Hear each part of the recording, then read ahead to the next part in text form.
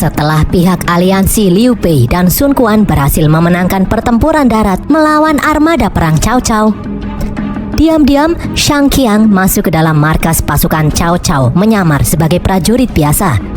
Shang Qiang melihat pasukan Cao Cao sedang bermain sepak bola. Shang Qiang melihat ada satu pemain yang bernama Su Chai yang sangat ahli bermain sepak bola. Shang Qiang pun langsung terpukau. Di saat bola akan keluar lapangan, Shang Qiang membantu Su Chai dan timnya memenangkan pertandingan.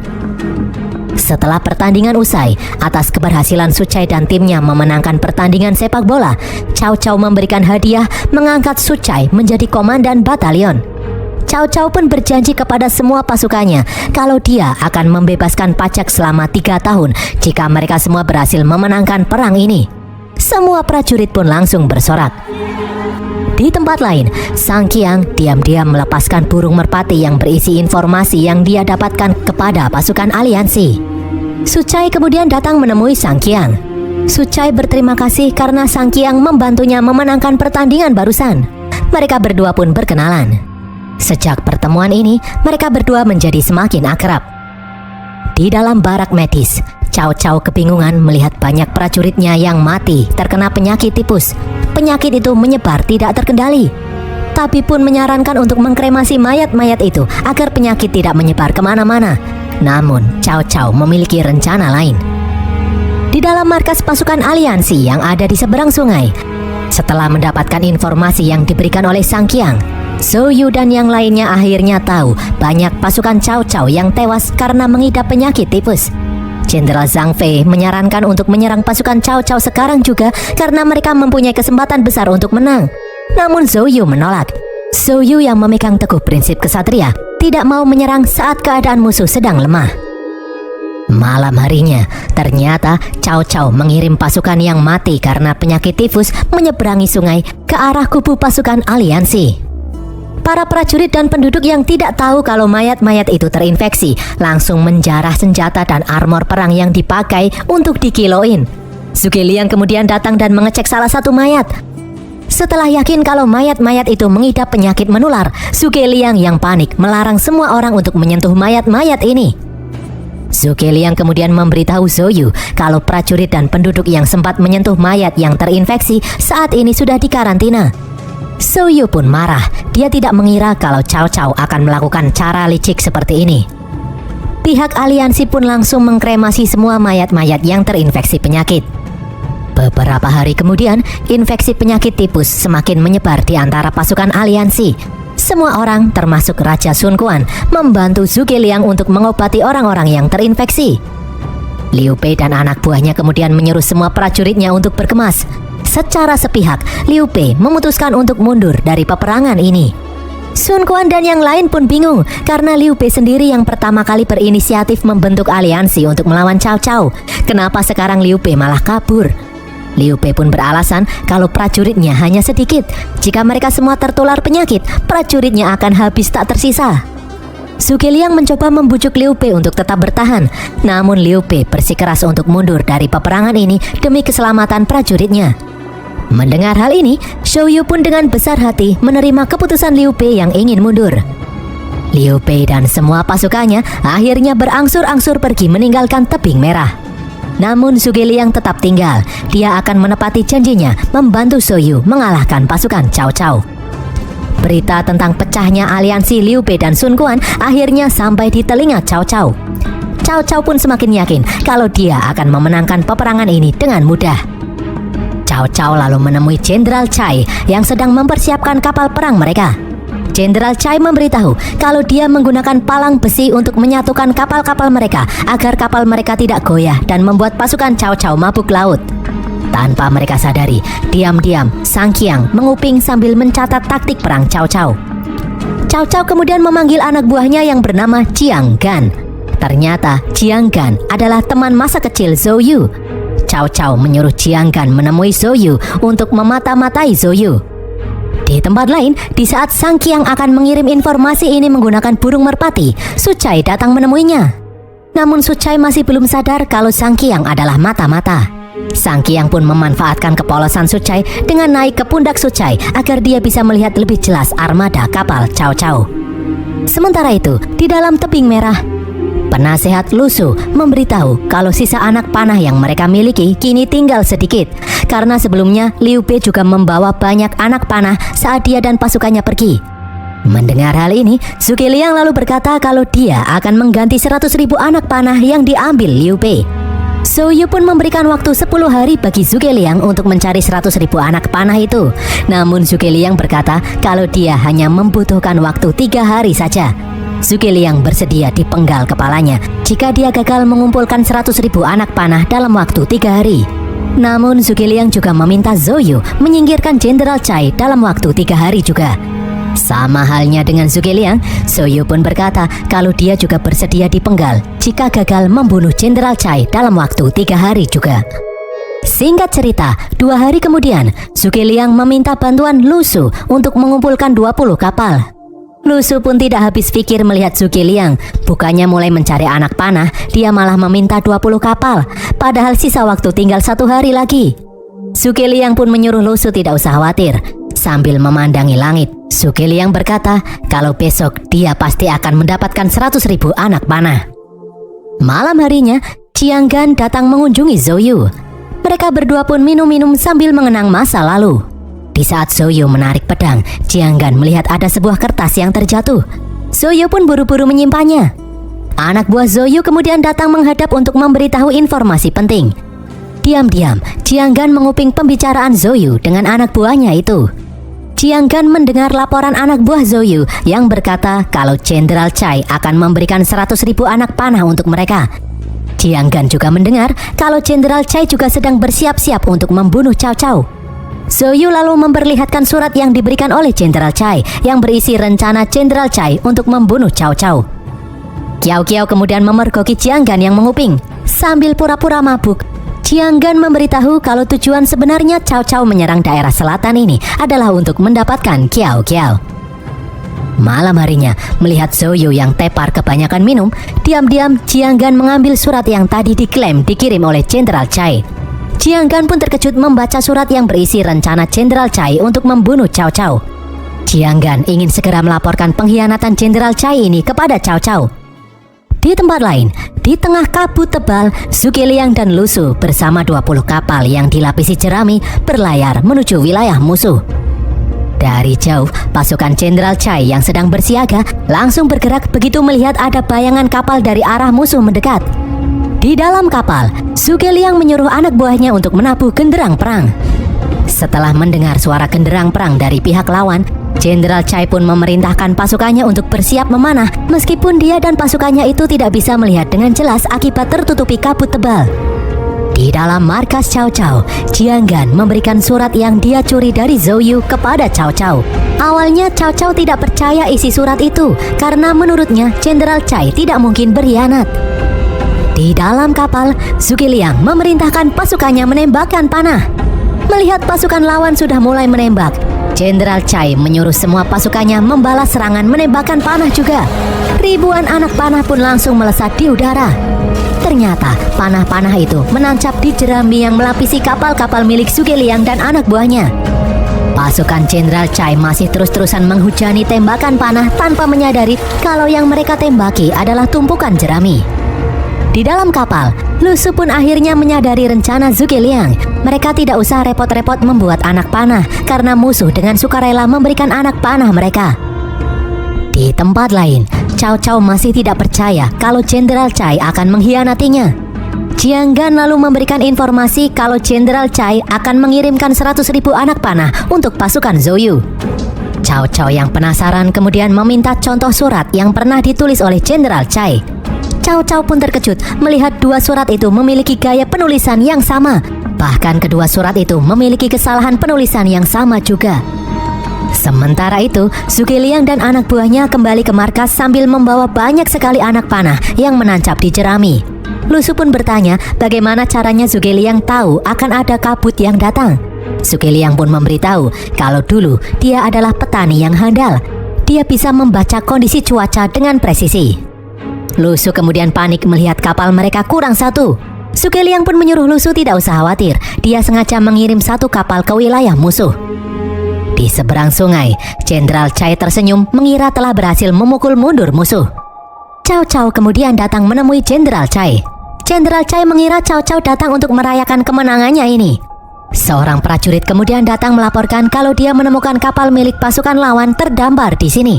Mereka semua pun kaget melihat kapal jerami yang dipenuhi anak panah yang menancap. Cao Cao pun sangat murka. Cao Cao menuduh Jenderal Chai sengaja memberikan anak panah ke pihak musuh. Jenderal Chai yang kebingungan pun menyangkalnya. Dia tidak tahu kalau kapal musuh itu dipenuhi jerami karena tertutupi kabut tebal. Cao Cao yang marah langsung menghukum mati Jenderal Chai. Salah satu anak buah Cao Cao mencoba mencegah Cao Cao mengeksekusi Jenderal Chai karena jika Jenderal Chai mati, tidak ada lagi yang bisa memimpin pasukan kapal. Namun terlambat, Jenderal Chai sudah keburu tewas.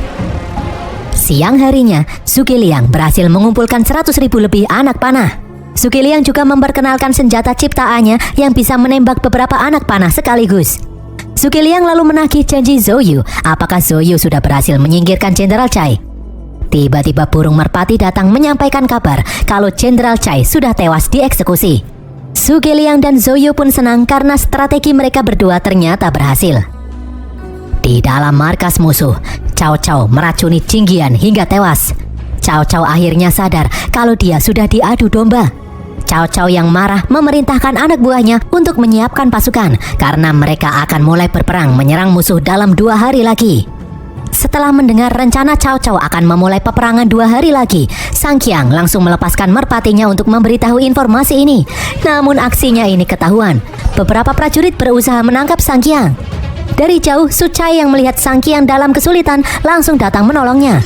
Seorang prajurit memberitahu kalau Sang Qiang adalah pengkhianat, namun Su Chai tidak percaya. Su Chai tetap membantu Sang Qiang. Sang Qiang pun berbohong kepada Su Chai kalau dia harus pergi karena ibunya sedang sakit. Sang Qiang ingin Su Chai juga ikut pergi dengannya, namun Su Chai menolak. Su Chai ingin menyelesaikan perang ini agar keluarganya bisa bebas pajak. Su Chai kemudian membantu Sang Qiang kabur melewati tembok. Di dalam rapat, Cao Cao dan anak buahnya memprediksi Zhou Yu yang memiliki pasukan dengan jumlah sedikit pasti akan berperang dengan menggunakan api. Namun hal itu tidak akan berhasil karena angin di tempat ini bertiup ke arah barat. Jika Zhou Yu menyerang menggunakan api itu malah akan menjadi senjata makan tuan. Cao Cao pun akan memanfaatkan angin yang bertiup ke arah barat ini. Dia sendiri juga akan menggunakan api untuk melawan Zhou Yu. Cao Cao memerintahkan anak buahnya mengumpulkan semua bahan peledak untuk diletakkan di semua kapal miliknya. Di tempat lain, Zhou Yu menyuruh yang lain mulai bersiap-siap. Dia memiliki firasat kalau Cao Cao akan segera melakukan serangan balasan. Sang Qiang kemudian datang menunjukkan peta detail perkemahan pasukan Cao Cao yang dia simpan di dalam bajunya. Sang Qiang menjelaskan semua hal yang ada di dalam peta itu. Setelah melihat peta, Zhou Yu sadar kalau markas Cao Cao dikelilingi bukit. Itu artinya pasukan Cao Cao tidak bisa mundur. Sebenarnya jika Zhou Yu menggunakan api untuk menyerang, pasukan Cao Cao itu pasti akan terjebak, tidak bisa kemana-mana. Namun Zhou Yu sadar kalau angin sedang berhembus ke arah barat. Jika dia menggunakan api, maka pasukannya sendiri yang akan terbakar. Zhou Yu yakin Cao Cao pasti juga mengetahui hal ini. Cao Cao pasti akan membawa banyak bahan peledak untuk menyerang mereka. Zhuge Liang kemudian melihat langit yang dipenuhi awan hitam. Zhuge Liang berkata kalau arah angin akan berubah. Berdasarkan pengalamannya, Zhuge Liang memastikan kalau arah angin akan berubah ke arah timur. Cao Cao pasti tidak tahu tentang perubahan cuaca ini. Hanya Jenderal Chai yang tahu. Untung saja mereka sudah menyingkirkan Jenderal Chai. Namun Zhuge Liang sendiri tidak tahu pasti kapan arah angin akan berubah ke arah timur. Zhuge Liang masih harus mengamati perubahan cuaca ini lebih lanjut. Meskipun belum ada kepastian, pasukan Zhou Yu tetap mulai mengumpulkan semua bahan peledak untuk berjaga-jaga jika nanti angin timur benar-benar berhembus. Jenderal Gan dan anak buahnya meracik bom yang bisa meledak dengan dahsyat. Di samping itu, Zhou Yu juga melatih pasukan pemanah untuk mengecek kekuatan angin. Seorang petugas kemudian datang memberitahu Zhou Yu kalau istrinya menghilang. Zhou Yu yang panik bergegas pulang. Sesampainya di rumah, dia menemukan surat dari istrinya, Xiao Qiao, yang memberitahu kalau dia sengaja pergi ke markas Cao Cao sendirian. Xiao Qiao khawatir jika nanti angin timur terlambat datang, mereka semua akan kalah. Xiao Qiao tahu kalau Cao Cao menyukainya. Xiao Qiao akan menggunakan kesempatan ini untuk mencoba mengulur waktu. Xiao Qiao tidak bisa berdiam diri melihat yang lain berjuang. Xiao Qiao menyuruh suaminya tidak usah khawatir. Xiao Qiao berjanji kalau dia akan baik-baik saja. Di tempat lain, Xiao Qiao akhirnya sampai di markas Cao Cao sendirian. Dia disambut oleh Cao Cao dengan senang hati. Sementara itu, Sun Quan mengusulkan membentuk pasukan khusus untuk menyelamatkan Xiao Qiao. Namun Zhou Yu menolaknya karena semua pasukan harus fokus pada peperangan ini. Zhou Yu yakin istrinya itu akan baik-baik saja. Zhou Yu lalu bertanya pada Zhuge Liang, kapan angin timur akan mulai berhembus? Berdasarkan semua tanda-tanda yang dia lihat, Zhuge Liang yakin angin timur akan mulai berhembus jam 1 dini hari nanti. Zhuge Liang lalu meminta Zhou Yu menyalakan lentera jika nanti Zhou Yu dan pasukannya akan mulai menyerang. Di dalam markas Cao Cao, Xiao Qiao meminta Cao Cao menghentikan perang ini dan menarik pasukannya. Cao Cao yang membawa 800.000 pasukan pasti akan menang dengan mudah. Namun Cao Cao menolak untuk mundur. Xiao Qiao kemudian berlutut. Dia mewakili semua warga kerajaan Dongwu ingin Cao Cao menghentikan perang ini. Jika Cao Cao menolak menghentikan perang, Xiao Qiao mengancam akan bunuh diri. Cao Cao pun langsung menahan Xiao Qiao yang ingin bunuh diri. Cao Cao mengancam jika Xiao Qiao bunuh diri, dia akan membantai semua warga Dongwu tanpa terkecuali. Singkat cerita, di saat Cao Cao akan berangkat memimpin perang, Xiao Qiao mengajak Cao Cao untuk minum teh bersama. Awalnya Cao Cao menolak karena dia akan segera berangkat memimpin perang. Namun Xiao Qiao memaksa. Xiao Qiao beralasan kalau dia sudah terlanjur membuatkan teh spesial untuk Cao Cao. Cao Cao pun akhirnya luluh. Dia bersedia minum teh bersama Xiao Qiao. Setelah menunggu cukup lama, para jenderal dan anak buah Cao Cao kesal karena Cao Cao tidak kunjung datang untuk berangkat berperang. Cao Cao malah sibuk minum teh bersama Xiao Qiao. Perlahan-lahan, hembusan angin pun mulai berubah arah. Sementara itu, Xiao Qiao masih berusaha mengulur waktu mengalihkan perhatian Cao Cao dengan kembali menuangkan secangkir teh. Di tempat lain, meskipun angin sudah berubah arah, namun Zhou Yu belum memberikan perintah untuk maju. Para jenderal pun mendesak Zhou Yu untuk segera berangkat sekarang juga. Namun Zhou Yu berkata kalau dia sedang menunggu kabar dari pasukan aliansi. Sang Qiang lalu memberitahu kalau sebenarnya Liu Bei dan pasukannya tidak benar-benar mundur dari peperangan ini. Itu semua hanyalah taktik yang dibuat oleh Zhou Yu. Selama ini, Liu Bei dan pasukannya sedang bersembunyi di balik bukit menunggu arahan dari Zhou Yu. Zhou Yu kemudian menyuruh anak buahnya menyalakan lentera. Itu adalah tanda kalau pasukan Zhou Yu akan mulai maju menyerang. Kapal-kapal Zhou Yu pun mulai bergerak mendekati musuh. Kapal-kapal itu bergerak dengan sangat cepat dengan bantuan angin timur yang berhembus kencang. Api kemudian mulai dinyalakan. Kapal-kapal itu kemudian menabrakkan diri ke kapal-kapal milik Cao Cao yang masih berlabuh. Seketika terjadi ledakan dahsyat dari bom yang ada di dalam kapal. Pasukan Zhou Yu berani mengorbankan diri memasuki kapal musuh membawa api untuk memicu ledakan. Seketika, api pun dengan cepat menyebar ke segala penjuru, membakar semua kapal-kapal milik Cao Cao karena saling berdekatan satu sama lain. Pasukan Cao Cao lalu membalas dengan menembakkan anak panah. Namun hal itu tidak membuat pasukan Zhou Yu gentar. Mereka terus melaju ke arah musuh. Dalam sekejap, ribuan armada laut Cao Cao pun akhirnya habis dilalap api. Di tempat lain, Liu Bei dan pasukannya langsung menyerang dari darat membantai pasukan Cao Cao. Pasukan Cao Cao berusaha bertahan dengan menembakkan panah dan bola api. Pasukan Liu Bei itu lalu membuat tangga dengan perisai untuk menjebol masuk pertahanan musuh. Pasukan Liu Bei segera membuka gerbang dari dalam agar Jenderal Zhang Fei dan pasukannya bisa masuk. Di tempat lain, Cao Cao pun terkejut mendengar kabar kalau Liu Bei dan pasukannya ternyata juga ikut menyerang mereka. Di dermaga, Zhou Yu dan pasukannya kemudian turun dari kapal untuk menjebol benteng pertahanan musuh. Zhou Yu memerintahkan Jenderal Gan dan pasukannya untuk segera menjebol benteng agar mereka bisa bergabung dengan pasukan Liu Bei. Jika mereka terlambat datang, pasukan Liu Bei akan dibantai oleh musuh. Jenderal Gan dan pasukannya pun langsung maju di tengah gempuran bola api dan anak panah. Meskipun terkena serangan panah, Jenderal Gan tetap mengambil semua bom yang tersisa dan kemudian maju menuju benteng musuh. Jenderal Gan mengorbankan diri untuk menghancurkan benteng musuh itu. Zhou Yu kemudian memerintahkan pasukannya untuk masuk. Pasukan Zhou Yu menggunakan senjata panah ciptaan Zhuge Liang yang bisa memanah berkali-kali. Pasukan yang lain kemudian melemparkan jerigen minyak ke arah musuh. Zhou Yu lalu menembakkan anak panah berapi ke jerigen itu. Seketika terjadi ledakan dahsyat. Serangan bertubi-tubi ini membuat pasukan Cao Cao terpaksa mundur. Cao Cao kemudian melihat Zhou Yu dan pasukannya menerobos api menggunakan perisai. Dari sisi yang lain, Liu Bei dan pasukannya juga datang mengepung mereka. Salah satu anak buah Cao Cao menyarankan untuk mundur, namun Cao Cao menolak. Dia memerintahkan semua orang untuk berjuang sampai mati. Pertempuran besar pun kembali terjadi. Pasukan Cao Cao berusaha menyerang formasi dengan bom. Zhou Yu lalu menyemangati pasukannya untuk terus mempertahankan formasi. Dengan gagah berani, Jenderal Zilong menerobos pasukan musuh untuk membantu Zhou Yu dan pasukannya. Di tempat lain, Liu Bei dan Guan Yu menyerang musuh dengan melemparkan bom. Meskipun pasukannya sudah kocar-kacir, namun Cao Cao tetap tidak mau menyerah. Zhou Yu dan Sun Quan kemudian bergabung dengan Jenderal Zilong bertempur melawan musuh. Sun Quan menyarankan untuk menyelamatkan Xiao Qiao, namun Zhou Yu menolak. Dia malah mengajak mereka untuk fokus menangkap Cao Cao lebih dulu. Mereka semua pun langsung bergerak masuk ke dalam markas Cao Cao. Di tempat lain, Sang Qiang mendekati Su Chai yang sedang bertempur.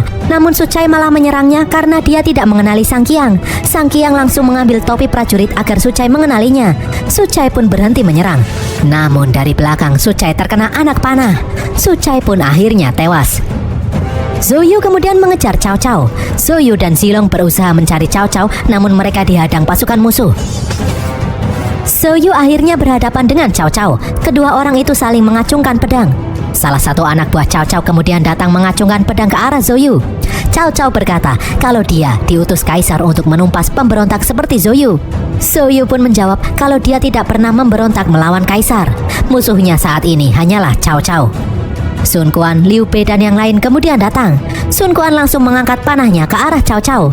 Cao Cao pun menantang Sun Quan untuk menembaknya. Cao Cao mengancam akan membantai semua warga kerajaan Dongwu jika Sun Quan dan Liu Bei menolak berlutut di hadapannya. Namun Sun Quan dan Liu Bei dengan tegas menolak untuk berlutut. Mereka kemudian melihat anak buah Cao Cao menyandera Qiao Qiao di atas gedung. Cao Cao menyuruh Zhou Yu untuk berlutut. Jika menolak, Cao Cao akan membunuh Xiao Qiao. Diam-diam, Zilong naik ke atas gedung dan langsung menyerang anak buah Cao Cao yang menyandera Xiao Qiao. Xiao Qiao kemudian terjatuh. Beruntung Zilong berhasil menangkapnya. Sun Quan pun langsung memanah rambut Cao Cao. Sementara itu, Zhou Yu yang terlepas langsung menyerang anak buah Cao Cao. Dengan bantuan yang lain, Zhou Yu akhirnya berhasil menyelamatkan istrinya. Dengan kekalahan Cao Cao ini, akhirnya perang pun berhasil dimenangkan oleh pasukan aliansi Sun Quan dan Liu Bei. Singkat cerita, di saat Zhuge Liang akan berpamitan pergi, Zhou Yu memuji kecerdasan Zhuge Liang dalam taktik perang. Zhuge Liang juga memuji kecerdasan Zhou Yu.